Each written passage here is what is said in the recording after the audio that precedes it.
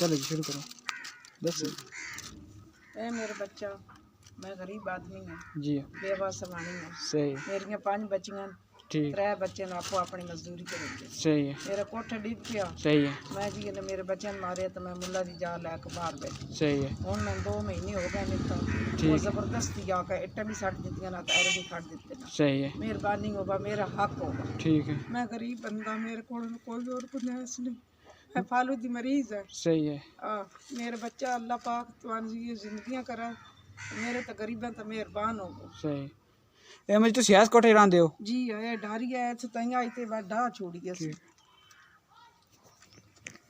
ये देखें यहाँ यहाँ रहते हैं ये अम्मी जी, और यहाँ देखें ये काम शुरू कर रहे हैं और जो इन्हें काम नहीं करने देते इनकी जगह को कब्जा करते हैं इनकी जगह पर। ये देखें कोई इनकी बात नहीं सुन रहा। ये मस्जिद है इसके साथ सही। ये देखें ये इनकी जगह है और इनके जगह के कागज़ात भी हैं।